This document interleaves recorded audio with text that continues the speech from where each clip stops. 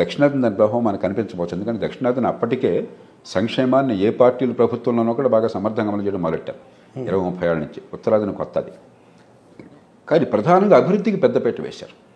గత 10 ఏళ్లుగా వచ్చిన మౌలిక సదుపాయాలు మీరు ఏ రంగంలో చూసినా కూడా దేశ చరిత్రలో ఏనాడు జరగలేదు. ఆర్థిక అభివృద్ధి, మౌలిక సదుపాయాలు, ఆర్థిక క్రమశిక్షణ, పొదుపరితనము, పెట్టుబడుల ప్రోత్సాహము, ఉపాధి కల్పన, ఖచ్చితంగా దానికి ఒక వ్యూహం అన్నది. కొన్ని పొరపాట్లు జరుగుతున్నాయి. కాంగ్రెస్ పార్టీ సంక్షేమము వాళ్ళని దింపేయాల. ఏ కాంగ్రెస్ అయితే ఆర్థిక సంస్కరణ శ్రీకారం చుట్టిందో ఇవాళ దాన్ని పక్కన పెట్టేసింది. దాని గురించి పెద్ద మాట కూడా ఊసెత్తట్లా.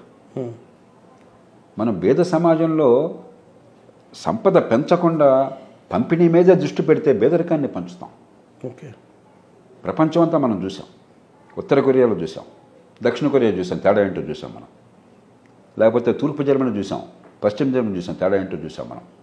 మావో సేటింగ్ కాలంలో చైనా చూసాం, డెంగ్ సియాపింగ్ కాలంలో చైనా చూసాం. ఎక్కడ సంపద పెంపు మీద దృష్టి పెట్టలేదో అక్కడ పేదరికం కొనసాగుతుంది, ప్రజలు కష్టాలు కన్నీళ్ల పాలవుతారు. కాంగ్రెస్ పార్టీ ఆ ఎక్స్ట్రీమ్ స్టాండ్కి వెళ్ళిపోయింది దురదృష్టవశాత్తు. అది దేశానికి చాలా ప్రమాదకరం. రెండోది, పార్టీల మధ్య ఏకాభిప్రాయం లేదు. వాళ్ళని దించేయాలి, వాళ్ళు మాకు థ్రెట్గా ఉన్నారనే ఫీలింగ్ తప్పితే. ఆ కారణంగా బహుశా మొగ్గు అధికార పక్షానికి ఉండొచ్చు, కానీ ఏకపక్షంగా ఎన్నికలు ఉంటాయని నేను ఎప్పుడు అనుకోవట్లేదు. భారతదేశంలో ఏనాడు ఏ పార్టీకి 50% ఓట్లు రాలా ఇంతవరకు.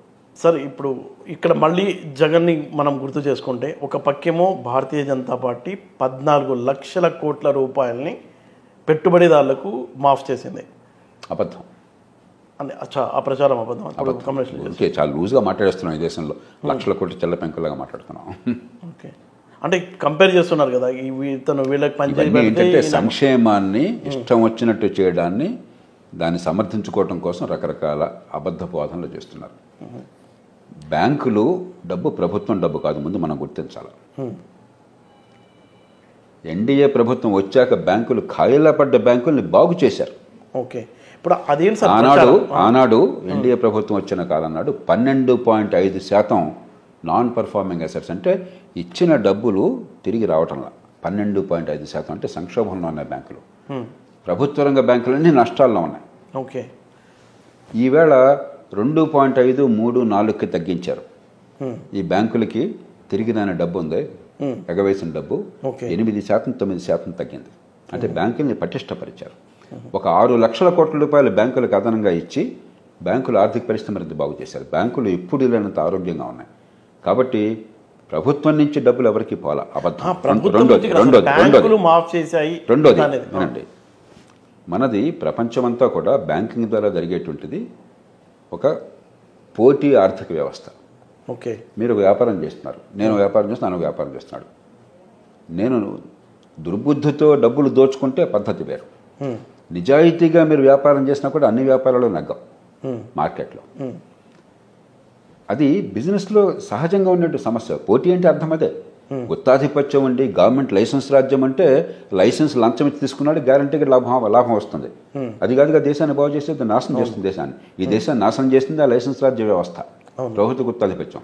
అది ఎప్పుడైతే తీసేశారో పోటీ ప్రపంచంలో ఎవరు తట్టుకుంటారో మనం చెప్పలేము. అవును, మీరు నేను నలుగురు వ్యాపారం చేస్తుంటే ఎవరో ఒకళ్ళ వ్యాపారం ప్రజలకు నచ్చవచ్చు, మీ ఉత్పత్తి నచ్చవచ్చు, మీరు సమర్థంగా చేసి తక్కువ ఖరీదుకి అమ్మచ్చు, మీకు అమ్మే తీరు నచ్చవచ్చు ప్రజలకి. ఏ కారణం ఉన్నా కానీ మీ బ్రాండ్కి ఆకర్షణ వస్తుంది, నా బ్రాండ్కి ఆకర్షణ రాదు. నా తప్పేం లేకుండా నేను నష్టపడ్డాను అనుకోండి, దానికే మానవ సమాజం 500 ఏళ్ల క్రితం లిమిటెడ్ లయబిలిటీ కంపెనీని పెట్టింది. 400 ఏళ్ల క్రితం 1600 సంవత్సరాల మొట్టమొదటి లిమిటెడ్ లయబిలిటీ కంపెనీ వచ్చింది. ఏమిటది ఉద్దేశం? మీరు కనుక ఆర్థిక వ్యవస్థను పెంచడం కోసం పెట్టుబడి పెట్టేట్టయితే, రిస్క్ తీసుకున్నట్టయితే ఆ రిస్క్ కంపెనీకే పరిమితం అవుతుంది, మీ కుటుంబం నాశనం కాదు అని చెప్పారు. కాబట్టి ఈ బిజినెస్లో ఆర్థిక వ్యవస్థలో ప్రపంచమంతా కూడా, చైనాతో సహా ప్రపంచమంతా కూడా పోటీ వ్యవస్థలో కొన్ని బిజినెస్లు విఫలం అవటం అనివార్యం. ఆ బిజినెస్లో కనుక వైఫల్యం వాళ్ళ తప్పు వల్ల కాకుండా ఉంటే ఆ డబ్బు సహజంగా బ్యాంకు రద్దు చేస్తుంది.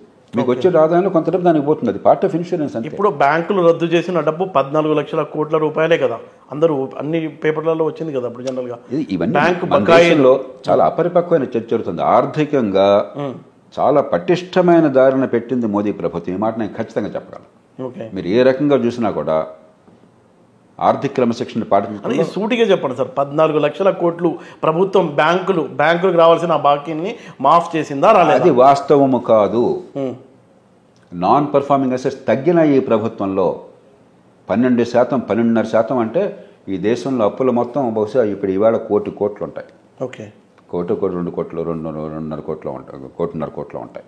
దానిలో 12.5% అంటే ఆనాడు దాదాపు 15 లక్షల కోట్ల రూపాయలు ప్రభుత్వం రాకుండా ఉంటే ఇవాళ దాన్ని 3-4% తగ్గించారు. ఓకే, కాబట్టి బ్యాంకుల పరిస్థితి బాగుపడింది కానీ చెడిపోలా ఈ ప్రభుత్వం వల్ల. చెడిపోయింది గతంలో. ఇష్టం వచ్చినట్టు రుణాలు ఇవ్వటం వల్ల ఎంపీ గారు మరొకడు ఫోన్ ఇచ్చేగానే రుణాలు ఇవ్వడం చేత, ఆస్తిత పక్షపాతం చూపెట్టడం చేత మనం ఏంటంటే ఒకళ్ళ వేళతో ఒకళ్ళు కలుపు పిలుచుకోవాలని చెప్పని ఆర్థిక వ్యవస్థ క్రమశిక్షణగా ఉండాలంటే జేపీ గారు అట్లా చెప్తున్నాడండి క్రమశిక్షణని. వాడికి ఇచ్చేశారు కదా, వాడికి ఇచ్చేశారు కదా, చివరికి అందరం కలిసి నాశనం చేద్దామయ్యా దేశాన్ని, మన పిల్లల భవిష్యత్తుని, పిల్లల మీద అప్పుల భారం పెడదామయ్యా ఆస్తులు పెట్టకుండా. ఇది బుద్ధిన వాళ్ళ లక్షణమా? అరే క్రమశిక్షణతో ఒకవేళ పొరపాటు నిజంగా జరిగింది అనుకోండి, పొరపాటున ఆపుదాం. వాడు దోచుకుంటున్నాడు కాబట్టి నేను కూడా దోచుకుంటానా? అదే పరిపాలన అరాచకత్వమా? ఉద్యోగిని అడిగితే నువ్వు తింటున్నావు కదా అంటాడు, ఇంకా ఉన్నాం. వాడిని అడిగితే ఉద్యోగి తింటున్నాడు కదా అంటాడు. మీరందరూ కలిసి దేశాన్ని దోచేసుకుంటారా? సామాన్య ప్రజల బతుకులు నాశనం చేస్తారా? ఇవన్నీ కూడా చాలా పసలైనటువంటి మూర్ఖమైన హ్రస్వదృష్టి గల దివాళాకోరు వాదనలు.